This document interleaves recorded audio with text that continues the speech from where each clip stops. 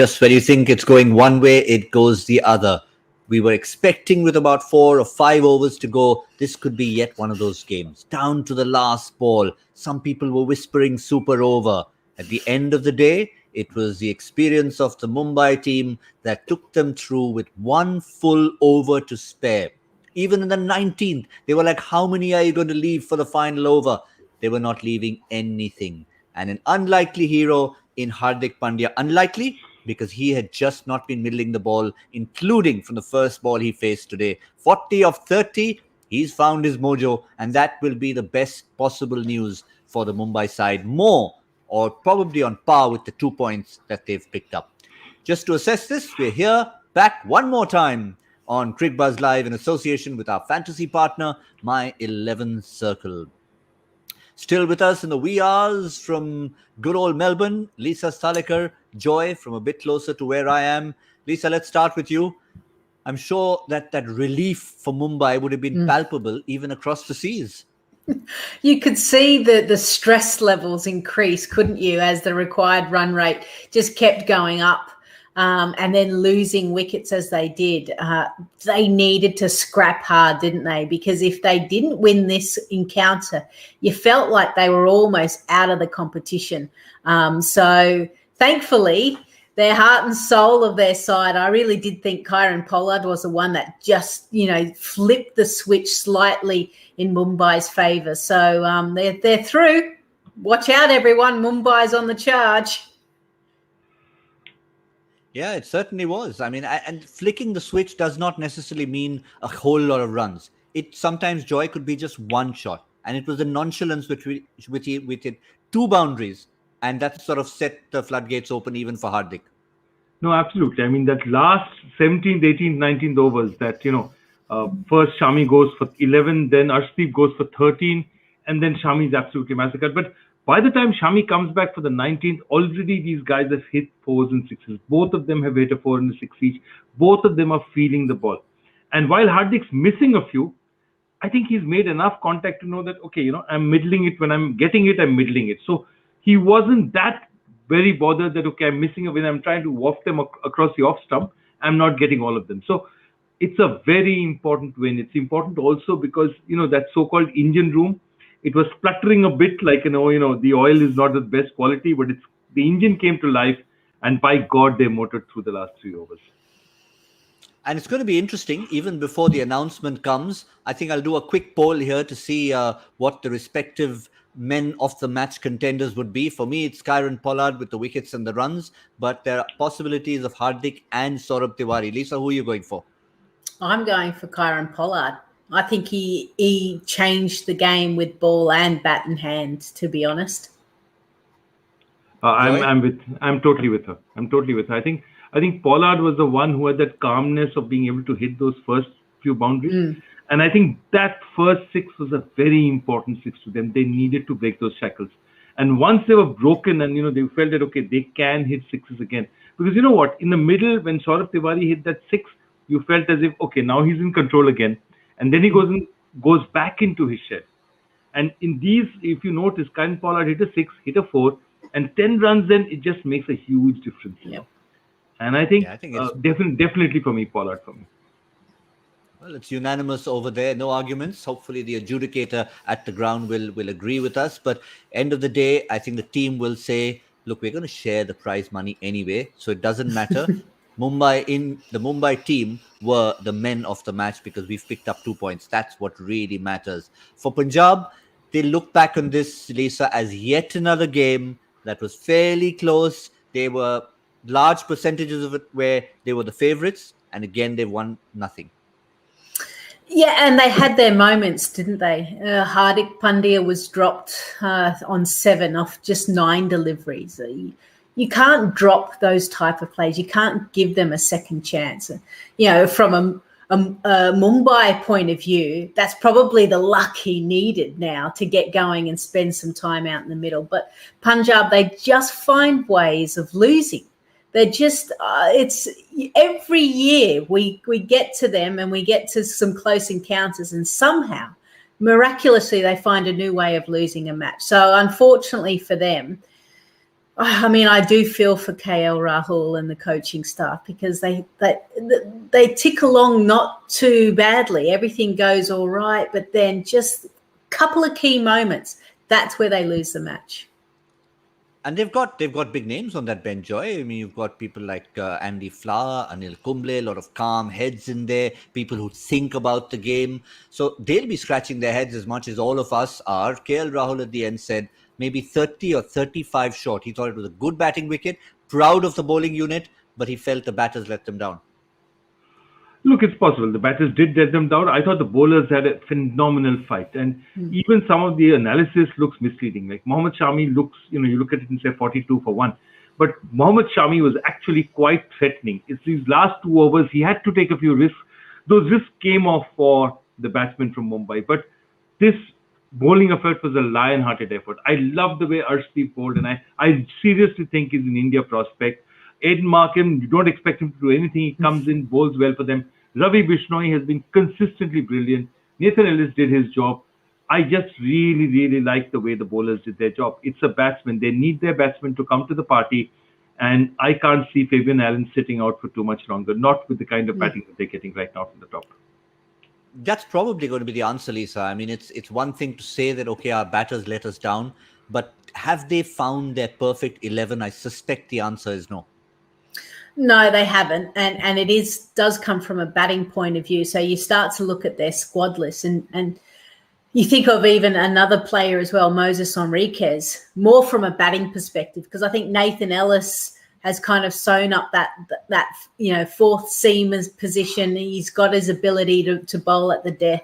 Aiden Markham, he scored his highest score today. So things are trending in the right direction. They just need one of their West Indians to go big. That's really what they need. And the fact that Mayank Agarwal wasn't playing because of a sore neck, it really disrupted the wonderful opening partnership that we've seen. So it's either a Gale or a Puran who makes way, perhaps even both if they're looking to further the balance of the side. And then you could think of an Enriquez and a Fabian Allen coming in, maybe even a Jordan, depending on how they look at the balance. So lots and lots of options for them, but they need to get that sorted pretty quickly. For now, it's Mumbai who will be looking ahead with the 2 points. Job not done yet, Joy. They'll be rejoicing for now, relief, few high fives, but then they tell themselves, this is not the only one we need. We need more. No, they need more, but at least they've turned the corner.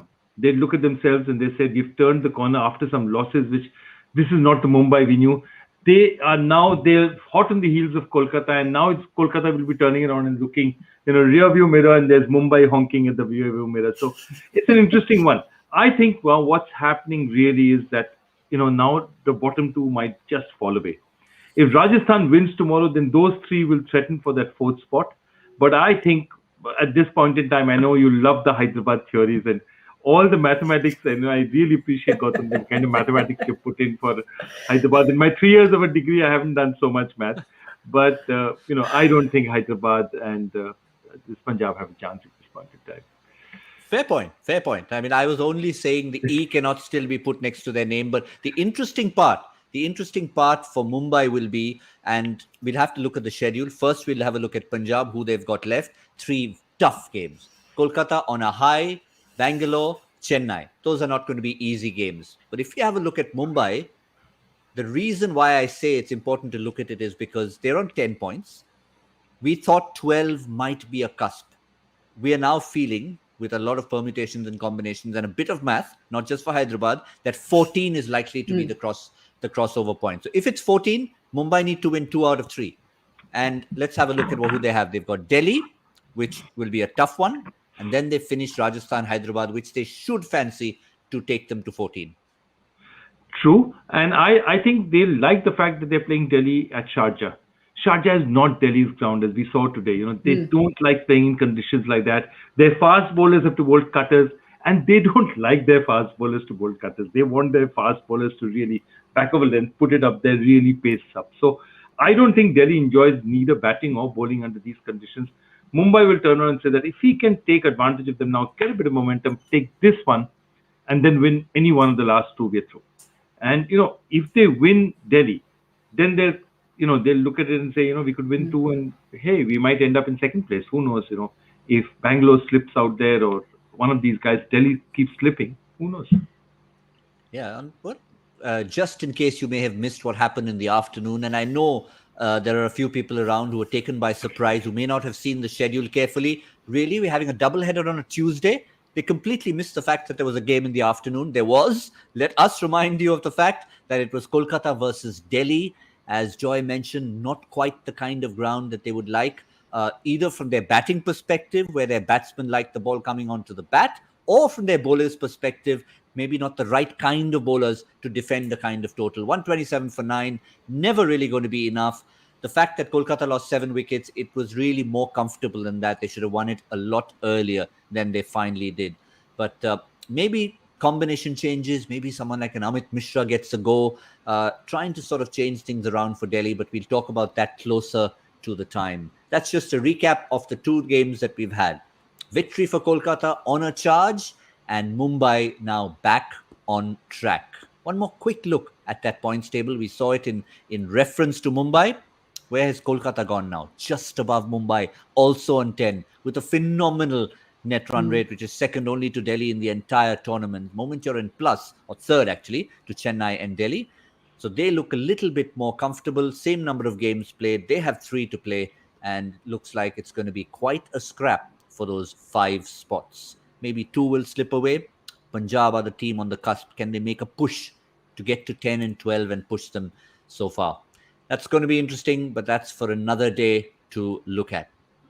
For the moment, we'll only look one day ahead. What's the next encounter that we have coming for you? It's a single header, no double on the Wednesday. We've had a tough day on a Tuesday, and for the Wednesday, it's going to be, well, another critical game.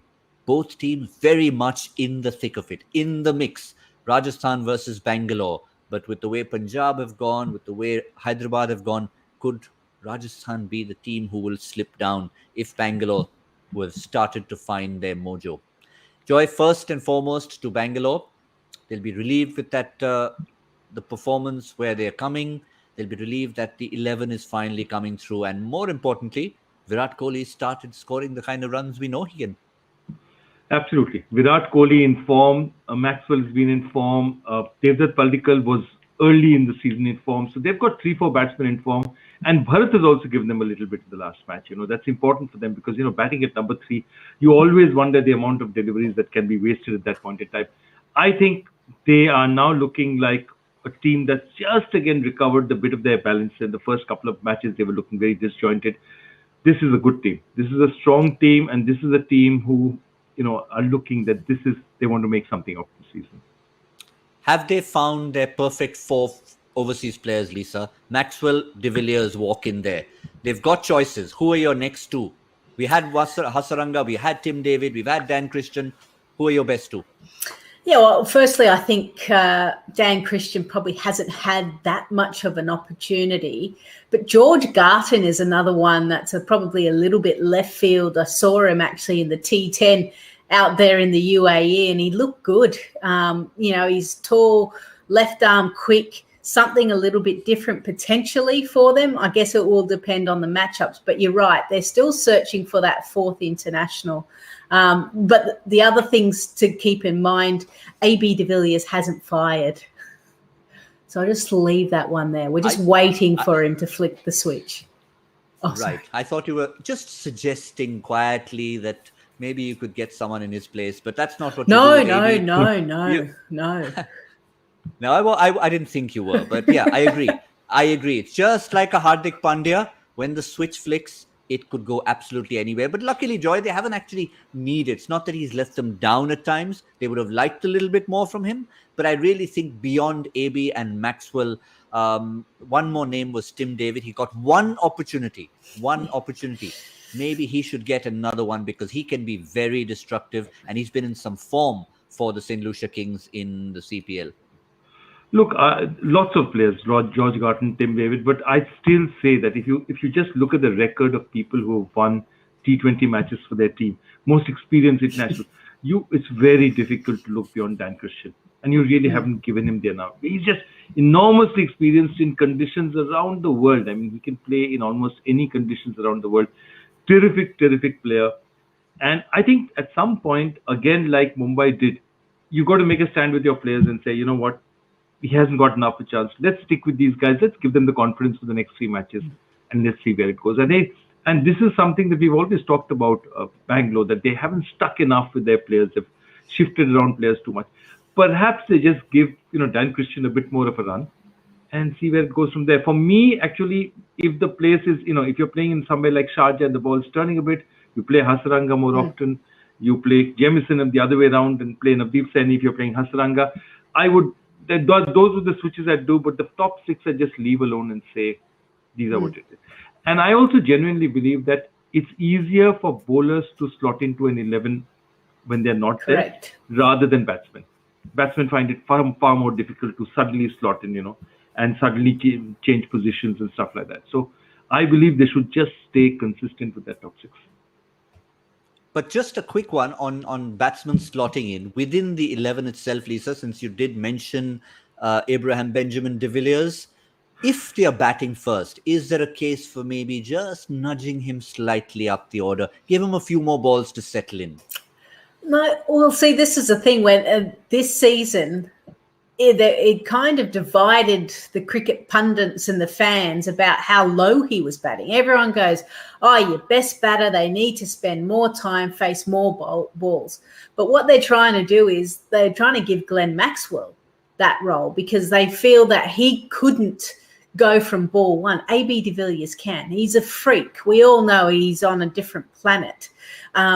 So you've got to stick with that plan because it actually worked well, unless conditions are completely different and you need someone who's so versatile like AB de Villiers to come up, then go for it. But like Joy is saying, just back these guys just for a little bit. And especially if they're winning, you can afford to just keep them in the side. There's normally 1, maybe 2 people you carry hoping that they can turn it around. And I reckon Bangalore are exactly in that position. Well, it's going to be an interesting matchup against the men in royal pink from Rajasthan. Sanju Samson has shown us just what he's capable of, be it as a batsman, learning every day as a leader. So from Rajasthan's point of view, they'll know they're up against a powerhouse. So there'll be a little bit of strategy thrown in. Matchups will come to it. Any selection issues for you? Any key selection issues for you, Joy, for Rajasthan? I think they need Kartik Tyagi back. If he's not seriously injured, Kartik Tyagi for Jaydev Unadkat, I think, is a no-brainer. And at this point in time, to be honest with you, anyone for Riyan Parag is a no-brainer. I'd like to see Shivam Dubey get the opportunity at that slot, but really, I don't think Riyan Parag has done enough to justify his place. And perhaps for that young man, it would be possibly be better to sit out for a bit, see things from the outside, and get his perspective back. Again, we were talking about it that Ishan Kishan. It's not that we are not saying Ishan Kishan is not talented, but perhaps he needs a match to sit outside, get that that huge weight off his back, and then come back and play a little more freely. So I think Riyan Parag needs to be rested. I liked Liam Livingstone and Evan Lewis both playing together. Livingstone, I know, both of them didn't make runs in the first match, but they are a powerful set of players. They're the kind of players, international players, informed players, they can make a difference. The other option as well is David Miller not being selected, because I feel like he's been given a lot of opportunities. And if Kartik Tyagi isn't available, then maybe you bring in an O'Shane Thomas to potentially fill that role as well instead of an Indian fast bowler. So they can manipulate it slightly, because I think Chris Morris was batting at 8, I think, in the last game. So they can slide everyone up, and they've still got potentially a bit of batting depth. So I think they can tinker just a little bit more. But Lisa, if you have to bring in O'Shane Thomas and we can put that squad back up, who does he come in for? Chris Morris? David Miller. No, she's saying David Miller, but at this point in time... we've already got Evan Lewis. We've got Lewis, Livingston, Mustafizul, and Morris. That was the 4 overseas players for the last game.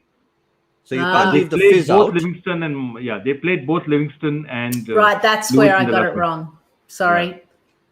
So I want 5 actually. I've changed the rules. I want 5. Yeah, Well, they and do. in all this, as another impact player, I know I keep saying it because I've watched him play close up. I think he's just a wonderful guy and he brings a lot to the table as Glenn Phillips. But unfortunately, just being up there, probably that role, that slot in this team is where he doesn't fit in. No, absolutely. And, I think the most interesting thing is I have seen people like Brendan McCullum sit on the bench for Kolkata Knight Riders because, the combination doesn't work. And it's strange because guys like that, in no team, never in his career has Brendan McCullum ever sat out a match because he was not good enough to get in the first 11.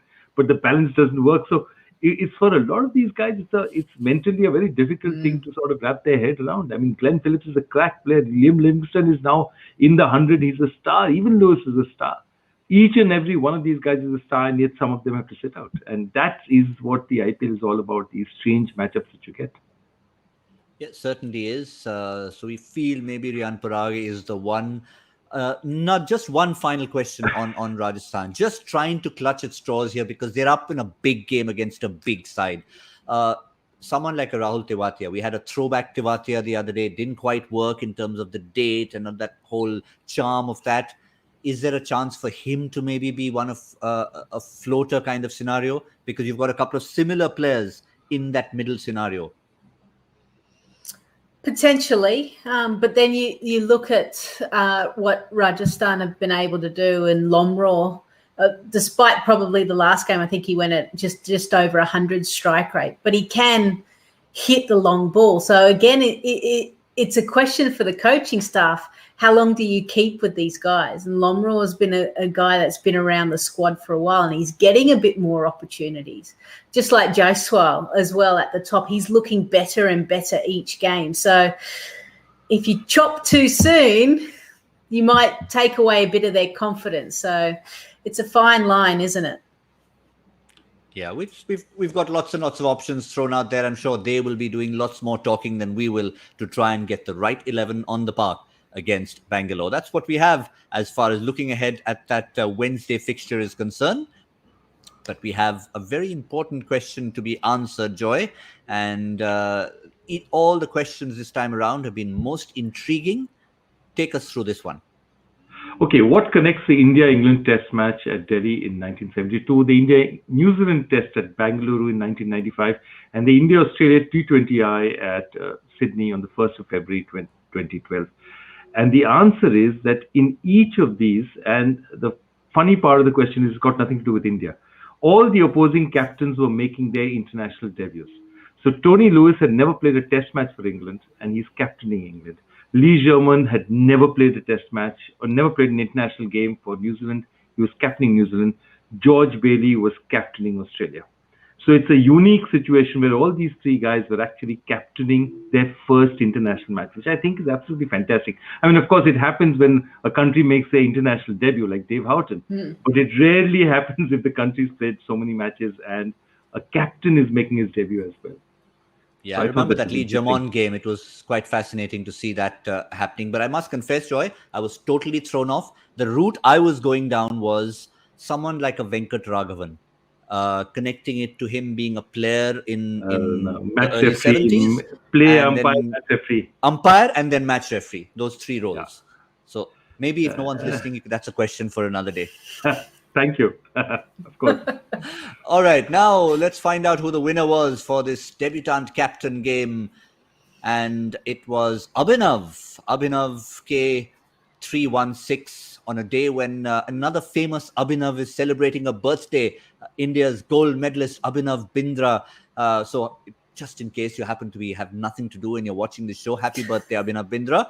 If not, Abhinav, the other Abhinav, I'm sure you're watching because you wanted to hear your name being announced. So even though it's not your birthday, well done to having answered this question.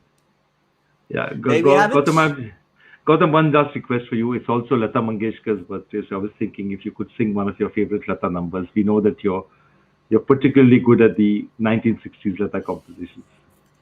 Really? Well, I'm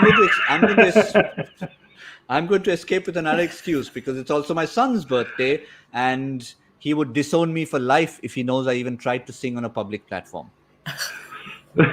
as would my boys as well. So I have complete sympathy for that.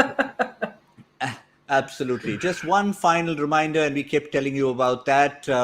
Intriguing trivia, like the kind Joy comes up with, you'll probably find it there. Lovely cricketing articles, videos, interviews, lots more, all on Cricbuzz Plus, which is such a bonus to add to all the conversations we're bringing you throughout this tournament. That's all we have. And I think Mumbai and everybody did us a favor. We finished before midnight. Unfortunately, Lisa hasn't, but she's finished before sunrise, and that's a relief and all. Thank you, Lisa. Good morning to you. Good night to Joy and to myself and to everybody wherever in the world you are. Interesting little tidbit to end with. If you're in the Caribbean, good night is actually a greeting. It's not a way of saying goodbye. If you meet someone early in the evening at about 7 o'clock in the evening, they'll say, good night. And you think, okay, they're pretty rude. They don't want you to go away. They don't. They're saying hello. But we are actually saying goodbye. So, Joy, Lisa, thank you so much. We'll see you soon. Cricbuzz Live brought to you in association with our fantasy partner, My 11 Circle.